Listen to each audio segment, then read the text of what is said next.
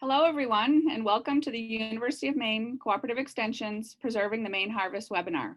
I'm Kathy Savoy, and we will also be joined today by two other colleagues, Kate McCarty and Laurie Bowen.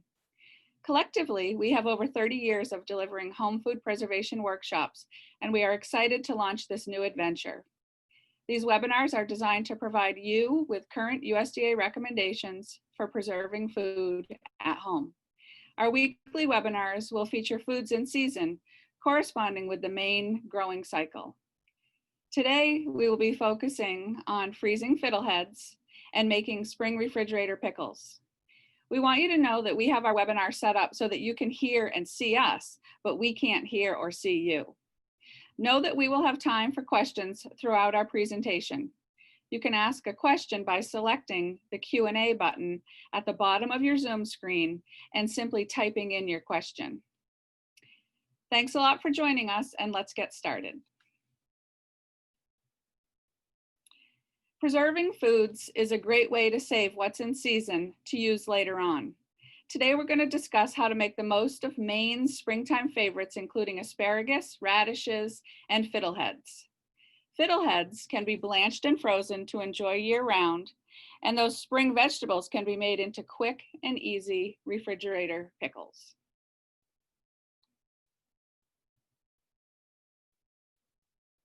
Ostrich fern fiddleheads are a highly anticipated early spring delicacy. They are found in the Northeast states and Canada along riverbanks, streams, brooks, and in the woods.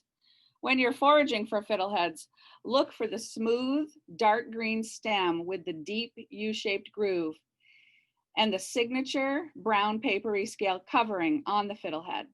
These are signs to know that you have found the edible ostrich fern. You will also see remains from last season's plant that have a true resemblance to a feather. If you happen to be lucky enough to know of a fiddlehead patch, remember, don't overpick the area. Leave about half of the fiddleheads behind to keep the patch sustainable for future years. Also, be mindful of the area that you are picking in. Do you need to get the landowner's permission? Is there any agriculture runoff in the area or any other environmental issues that you should be aware of? If you are sourcing fiddleheads at a store or farmer's market, look for the tightly coiled fiddleheads that are vibrant green.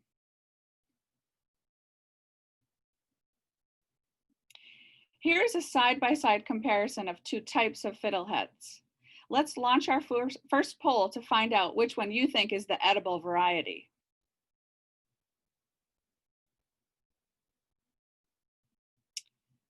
So you should be able to see the poll now, and we want you to vote.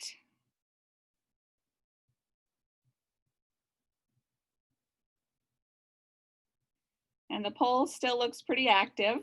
So I'm going to give you about 10 more seconds to cast your vote.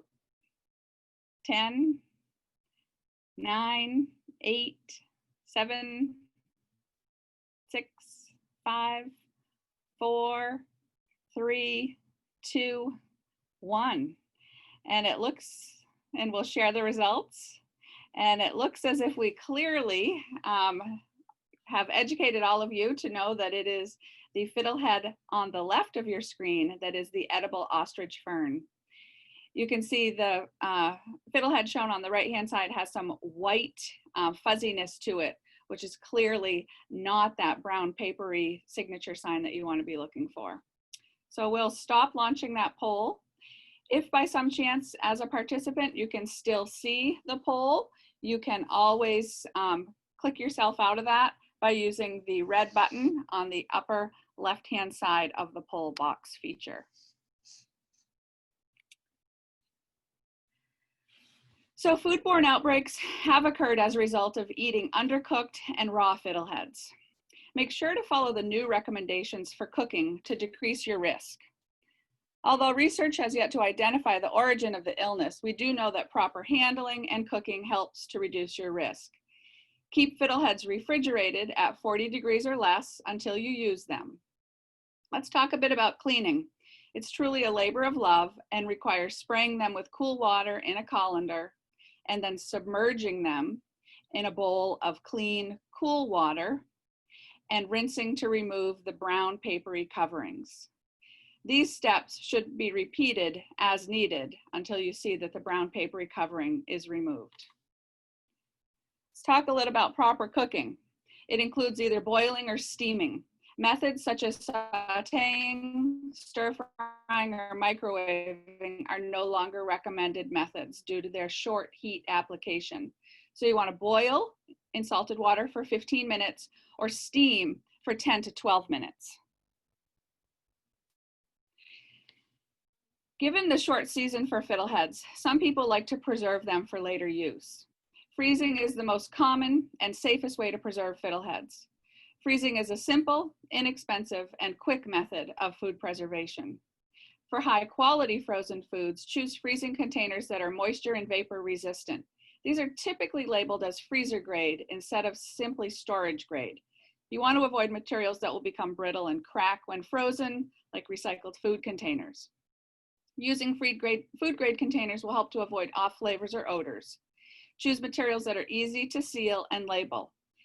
These were some lists of things to use and also those not to use for high quality. Equipment needed for freezing fiddleheads includes a colander, a blanching pot, ice bath, salad spinner, freezer grade container, and markers to label. For best quality, your frozen foods, remember to freeze no more than 2 to 3 pounds of food per cubic foot within 24 hours. For example, my home freezer has 5 cubic feet of freezer space. Using the recommendation of 2 to 3 pounds of product per cubic foot means that I could freeze 10 to 15 pounds of product within 24 hours for best quality. So let's review those steps to freezing fiddleheads. With clean hands and a clean work area, you're ready to start the process. Step 1 is again to clean those fiddleheads by spraying them with water, rinsing, and submerging in water repeatedly until you've gotten rid of the brown papery coverings. Step 2 involves blanching, which is scalding vegetables in boiling water or steam for a specific amount of time. Blanching is a must for almost all vegetables to be frozen. Blanching does a lot. It stops the enzyme action, which can cause loss of flavor, color, and texture. Blanching also removes surface dirt and organisms, brightens the color of your vegetables, and helps to stop the loss of some vitamins. Fiddleheads require 2 minutes of blanching. Use a blancher pot, which has a blanching basket and cover, or fit a wire basket into a large pot with a lid. You want to work in small batches and use 1 gallon of water per pound of prepared vegetables for blanching. Lower the cleaned vegetables into the vigorously boiling water. Once the water returns to a boil, start counting your blanching time. Step 3, as soon as the blanching is complete, cool fiddleheads to stop the cooking process. Plunge those fiddleheads into an ice bath for the same amount of time they were blanched for, 2 minutes for these fiddleheads. Step 4, to improve the quality, remove water by spinning in a salad spinner or placing on paper towels or clean towels. That excess water can create clumps once they're frozen, and they can be hard to break up and use, and can also cause a loss of quality. Step 5, pack into the freezer grade materials of your choice.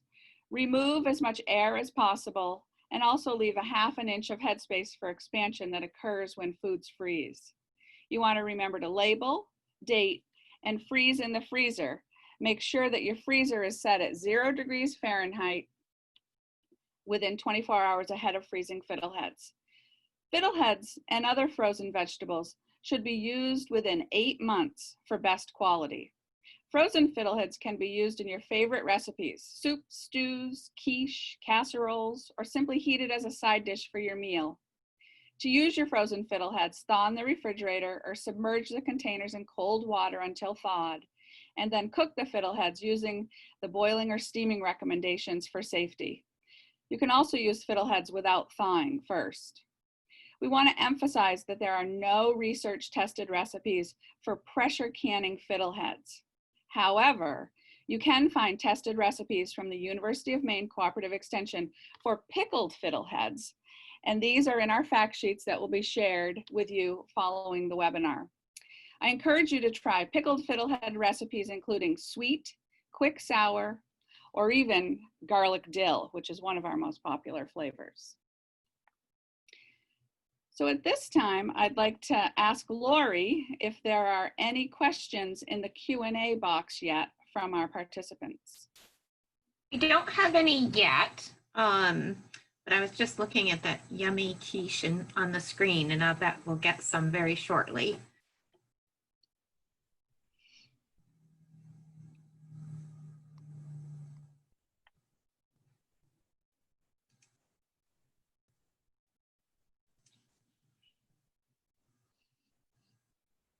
So it's super easy. You just click on the Q&A button if you have a question, and then it pops up and I can see it and I will read it to Kathy and Kate. Oh, we have a question. Does the texture change at all with frozen fiddleheads versus fresh? So like all vegetables, once you take them from a fresh state and then blanch them if that's required for that vegetable, and then freeze and then defrost and cook to use, you can always expect some change in the texture. And that's a result of the process that it's gone through.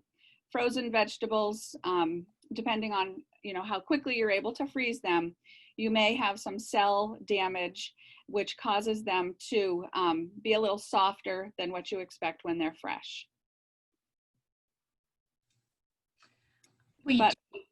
I'm sorry.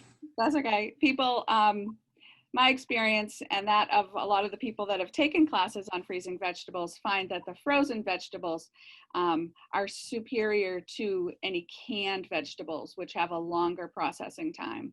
But again, you can expect some change in the texture. We do have a request to slow down just a bit. And we also want clarification. The fiddleheads need to be boiled / steamed before pickling. So the pickling fact sheet, which you will find when we send you the email after the webinar, has you pack the jars with raw fiddleheads. Of course, you've cleaned them and you've gone through all of that process.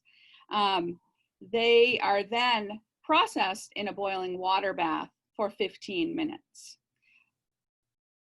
So they are packed raw, and you can expect that once they come out of the boiling water bath that they have started to shrink, and so you will see that they are much smaller in the jar. So you'll have a very different ratio of brine to vegetable. But thank you. Our next question is, upon using frozen fiddleheads, according to your process, is it critical to cook them for the remaining 13 minutes of recommended cooking time? Can you repeat that, Lori? Sure. The question is about using frozen fiddleheads, and according to the process, is it critical to cook them for the remaining 13 minutes of recommended cooking time? So you have frozen them with the 2 minutes of blanching, and then you do have to follow the recommendations for either steaming for 10 to 12 minutes or boiling for 15 minutes.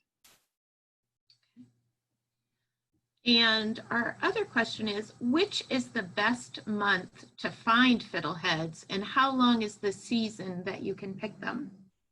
So that depends on where you live.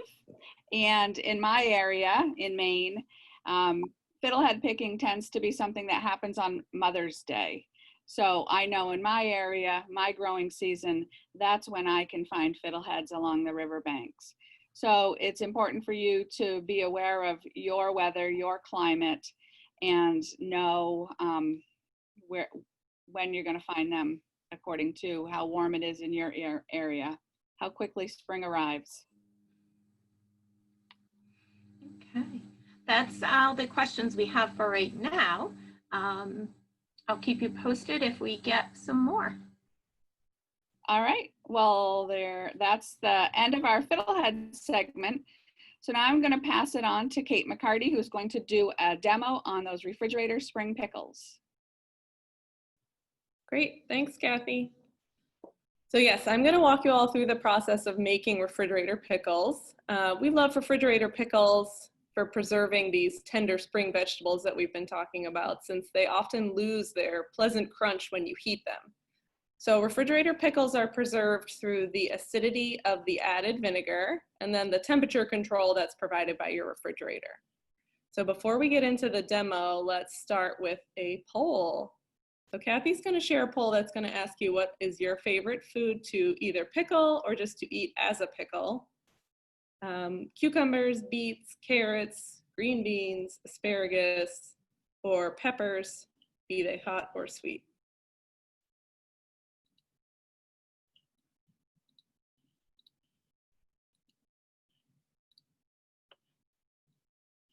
All right, so hopefully you all see the poll. Let us know your favorite veggie to pickle or to eat as a pickle if you don't make it yourself. Unfortunately, our polling feature doesn't have like an other or an add your own, because I know that there's a lot of pickled vegetables that I wasn't able to represent here, but I tried to just pick top 6. So we'll give you a few more seconds. I see the votes are still coming in.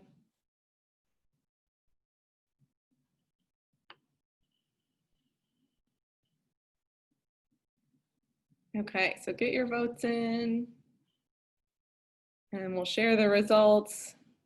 I see that cucumbers are the runaway favorite at 73%, but beets and green beans coming in second and third place.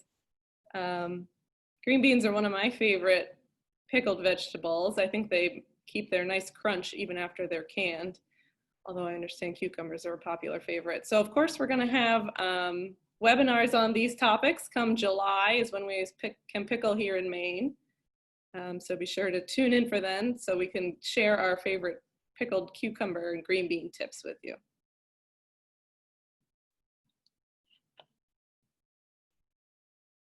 All right, so to make refrigerator pickles, you'll need the fresh spring produce of your choice. So here in Maine, we're starting to see spring produce come in into our gardens and our farm stands, from peas, radishes, asparagus, spring carrots, spring onions, garlic scapes, ramps, fiddleheads.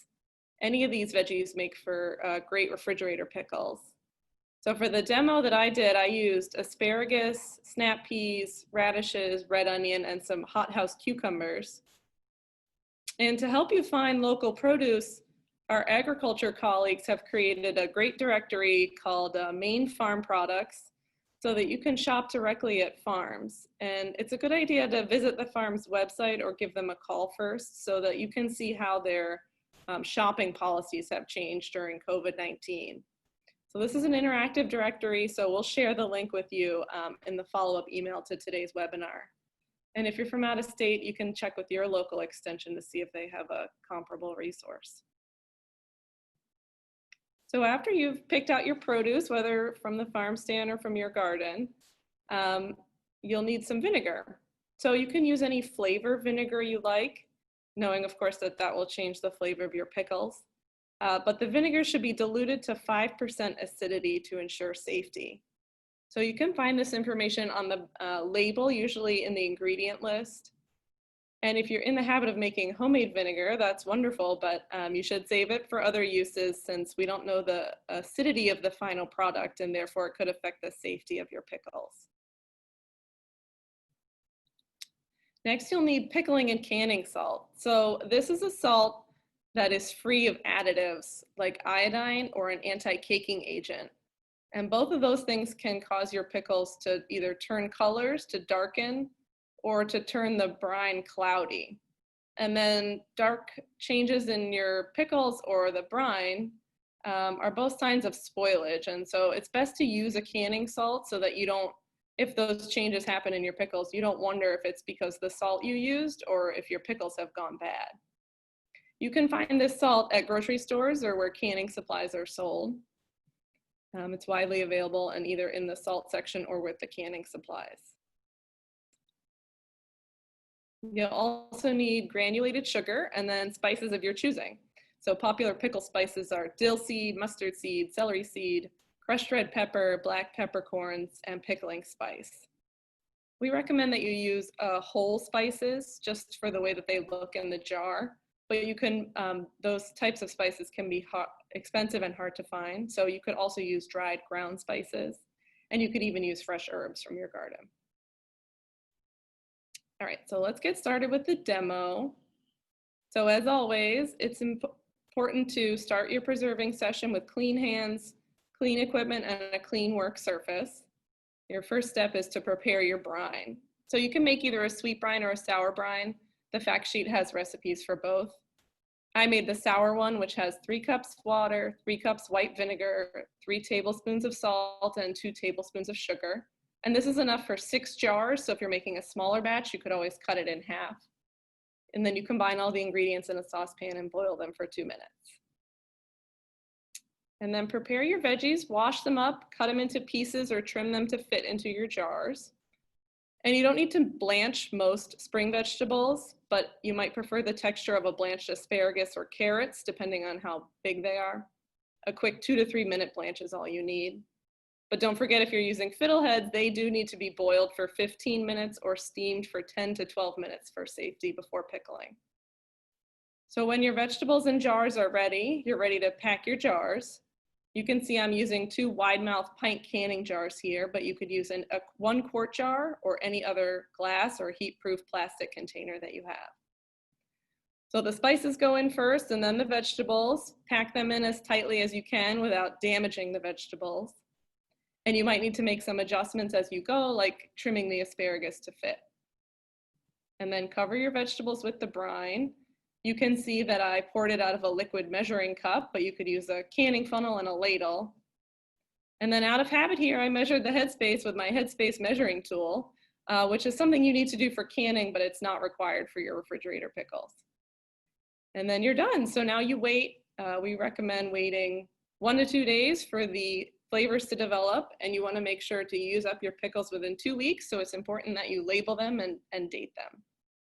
And I like to snack on these alongside a sandwich or with a cheese plate at happy hour. And you can see how the red onion and the radish cause the brine to turn hot pink, which is kind of fun. And then once your pickles are gone, you might be tempted to reuse the brine, but that's actually not recommended. So as the vegetables sit in there and pickle, they absorb the vinegar and salt from the brine, which means that over time, the brine becomes less acidic. So when you add pickles or more vegetables to make a second batch, you run the risk of the future batches spoiling. So if at any point you see mold, sliminess, fizzing, or any other signs of spoilage, you should discard your pickles without tasting. All right, that's it for my demo. So let's see what questions you might have about refrigerator pickles. Okay.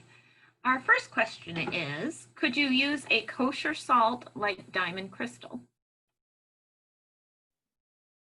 The important thing is that it doesn't have iodine or anti-caking agents, and the box will tell you that. So yes, you can use, I believe a kosher salt is iodine free. You can use that and make sure, again, it doesn't have those anti-caking agents. Our next question is, can the pickles be made without added sugar or sweeteners? And if not, can fruit juice be used instead? Yeah, so the sugar is just there for flavor.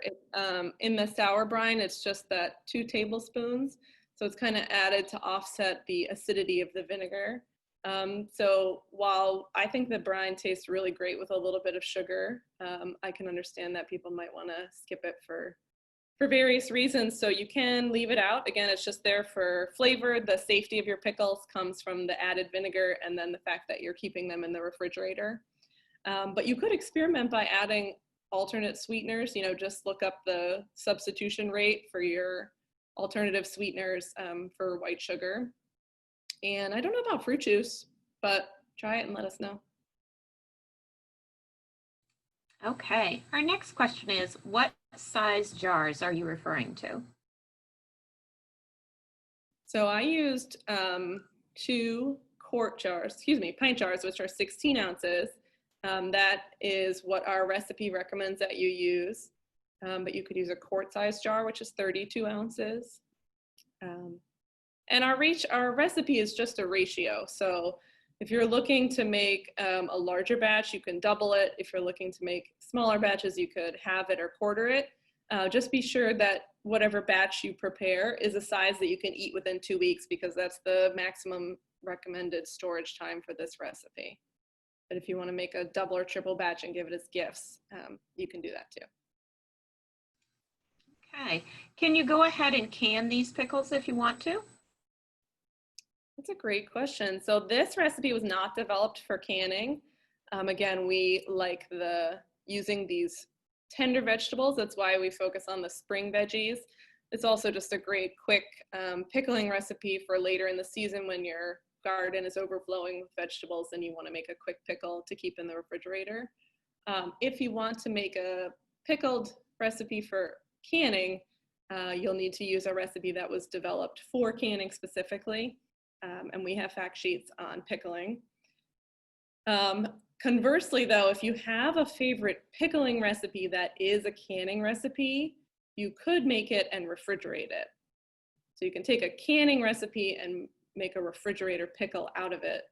But this refrigerator pickle recipe that we're going to share with you today is not developed for canning. Thank you. The next question is, could you provide more detail on the spices to be added and how much in each jar, and which spices were they again? Oh yes, great question.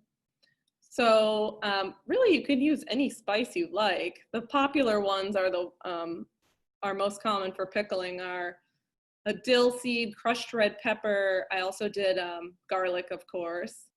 And those are the favorite for just like a sour pickle. Sweet pickles tend to have mustard seed, celery seed, and pickling spice. That's used in kosher pickles as well. You could use black peppercorns, crushed red pepper. You can use fresh dill. I added bay leaf. I know that's Kathy's favorite.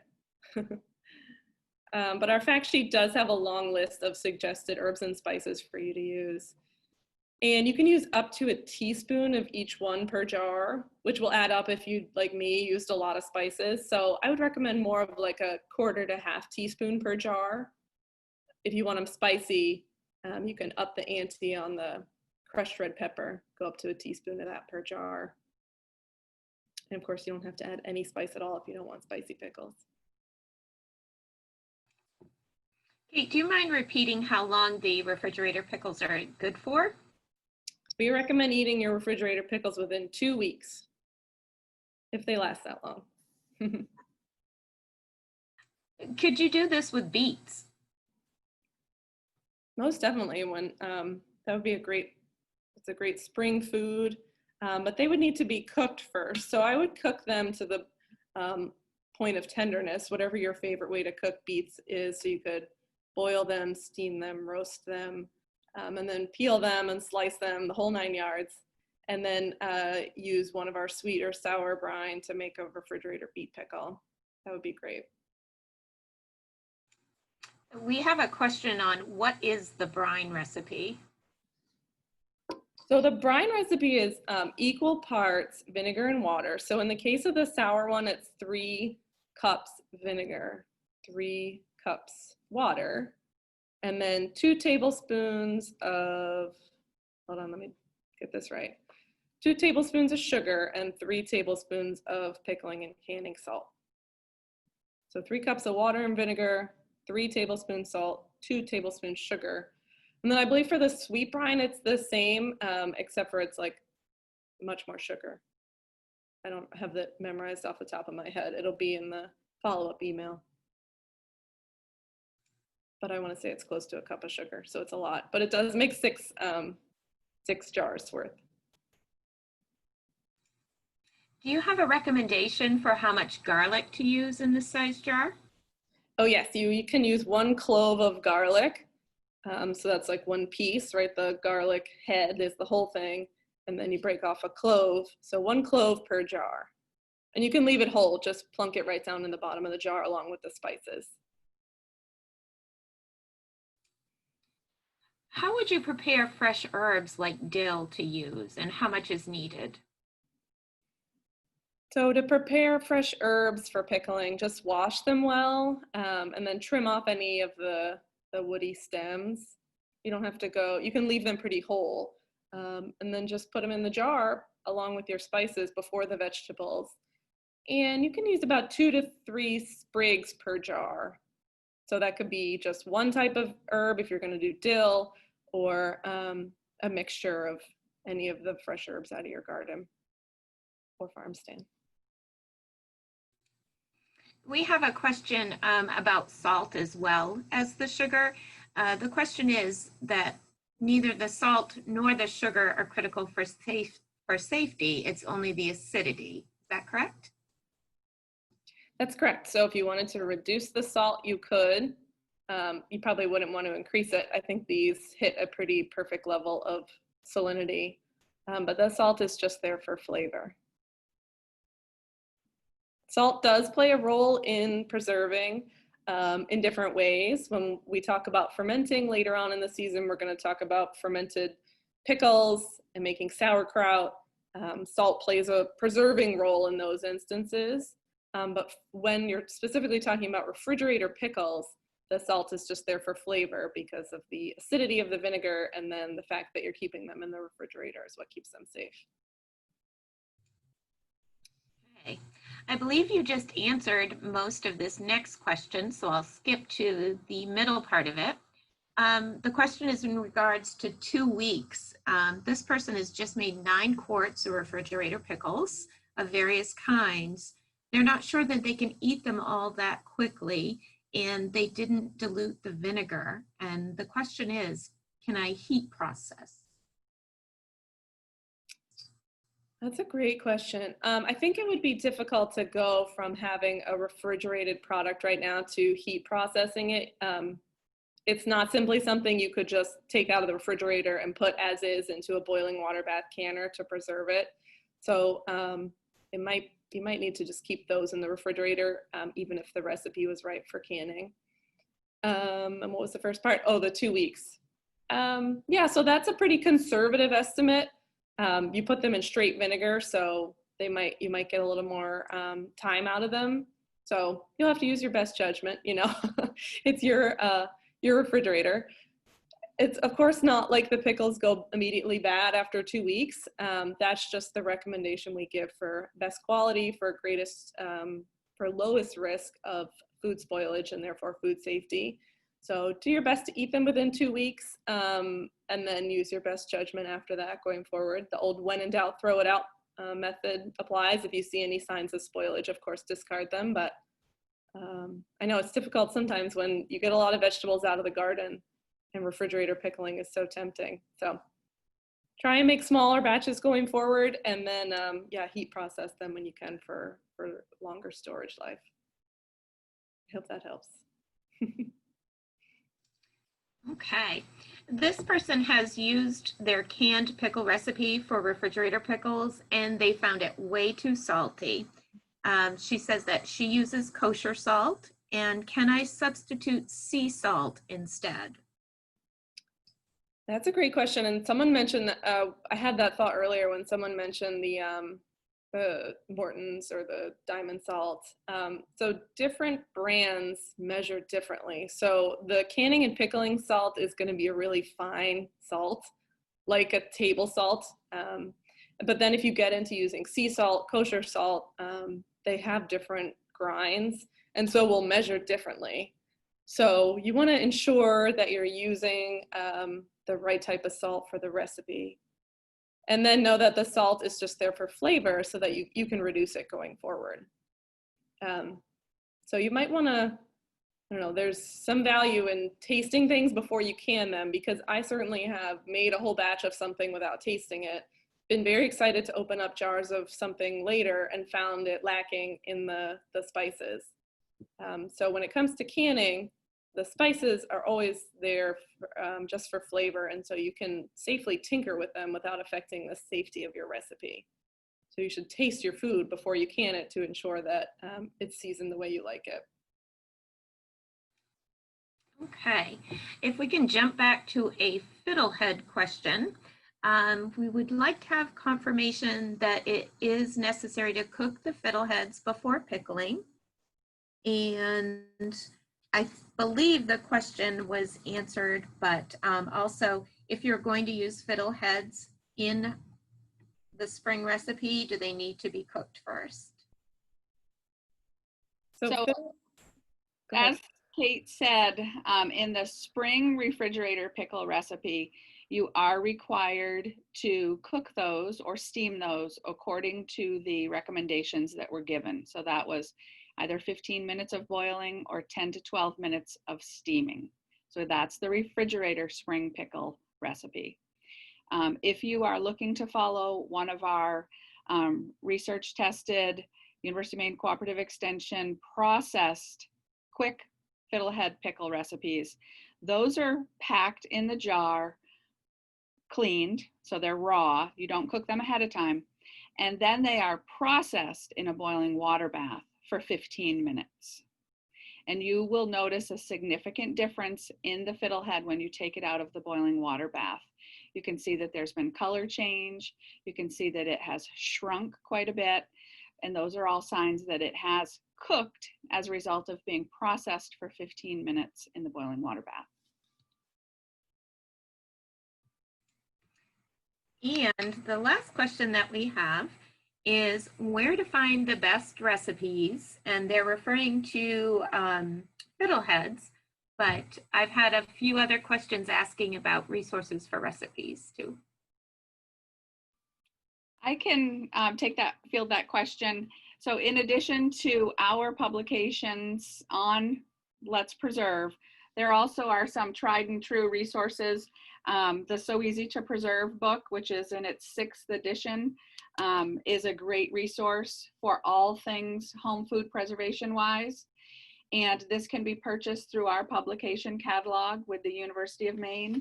Another great resource to rely upon to have your questions answered is the USDA Complete Guide to Home Canning, which was most recently released in 2015.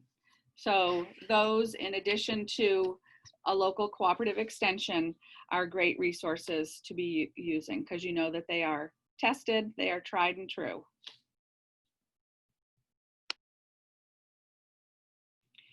And did you say that was the last question, Lori? I was just double checking to make sure we had gotten them all, and it looks like we have. All right, well, great. Glad to hear from so many of you with your questions. Oh, somebody just snuck one in. Right. Is it possible to freeze refrigerator pickles? It is possible to freeze refrigerator pickles. I would be concerned about the quality. I've always been kind of questioning around freezer pickles because these spring vegetables are so tender and crunchy. That means that they're full of a lot of water. And so when you freeze that product, you might see a loss of quality. So typically, like a cucumber is not a food that we recommend that freezes very well. But again, you should try it and let us know. So yes, you can. And if you're going to, these jars that I have them in on your screen right now, they're the wide mouth pint jar, would be perfect for freezing. And you would want to leave at least a ½ inch of headspace to allow for the expansion of that liquid in the freezer. Yeah. Oh, we have another. Sorry, go ahead. We have another question. It is like Napa cabbage kimchi. Can you freeze? Again, you can freeze it. I just think that you might not be happy with the quality. So, yeah. And I would agree with that answer, Kate. Yeah. So thanks for all the questions, everyone. And Kate, thanks for the great demo on making spring refrigerator pickles. I wanted to share a picture of the jar that I made using some local produce. You can see this is pickled kohlrabi and carrots, and I used a crinkle cutter to give them a unique look. And as far as spices that I used, as Kate mentioned, I love a bay leaf, so you can see a bay leaf in there in addition to some celery seeds. And I was very pleased with the flavor. The kohlrabi mellowed quite a bit as it was in the refrigerator pickling. And of course, the carrots are always sweet and delicious. So here's also the information on our recommended resources. We have referred to these numerous times in our webinar, and they will be shared with all of you via the email as a resource list. So rest assured, you will get this information in a written form so that you can follow all of these great recipes in your own home. We're also rolling out a new Preserving Coach program today. So this is an opportunity for Maine residents to be paired with our trained master food preserver volunteers for preserving advice throughout the growing season. So our master food preserver volunteers are trained in all aspects of home food preservation, and then they volunteer in the community helping us teach food preservation education. But due to COVID-19, of course, we're looking for some virtual volunteering opportunities. So if you're interested in being paired with a preserving coach, you can email me and I'll match you with one. They'll provide information throughout the growing season by phone, email, or maybe even in person if we're allowed to later on in the year.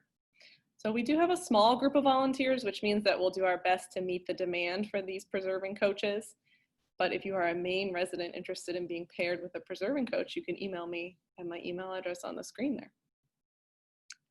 And we'll be back next week, Tuesday at 2, to discuss freezing rhubarb and spring greens. Other topics for June include an introduction to boiling water bath canning, preserving strawberries, preserving herbs, and drinks from the garden, which will be just in time for the 4th of July. So in the email that we'll send after the webinar, we'll provide information on these upcoming registrations with resources and recipes from today's topic, as well as that information on how to be matched with a preserving coach. And we'll also be sending out a link to a Qualtrics evaluation, which has a certificate of completion for you. And if you give us your US mailing address, we'll send you a free Headspace tool, which is something that I mentioned earlier, a tool that you use in canning. And we'll cover why you need it and when you use it during the Intro to Boiling Water Bath session on June 9th. All right, so Lori, let's do one last sweep of the Q&A box, if you would. Sure. Let's see here. I just finished telling everyone that we would answer their questions via email, but I had a previous question in the chat box. I'm just trying to find it. So does cider vinegar with the mother in it cause cloudiness or spoilage?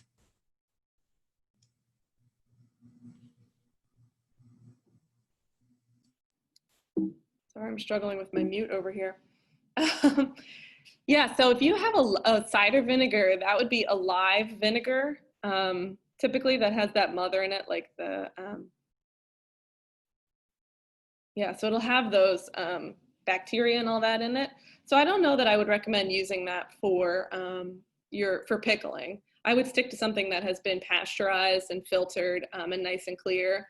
Again, for that same reason of if you have a mother go in there, you don't want to be holding up your refrigerator pickles going, gee, have they gone bad? Or is that just the mother from my vinegar in there? And we also would know that a commercial vinegar is at the 5% acidity, which is what we recommend people use so that they have a known or a standard for acidity. And folks would like to know, if you miss a class, will it be offered again or recorded so you can view it at another time? Yes, we will be sending out the recorded link to all of our sessions. So if you are interested in something but know that you can't attend live, go ahead and register for it anyway, and then you'll be included in the mailing list and get all the resources, recipes, as well as the link to go back and watch the session, which will be very, very nice as the weather warms up here in Maine, and we're all looking forward to being outside instead of in front of our computers on a beautiful afternoon.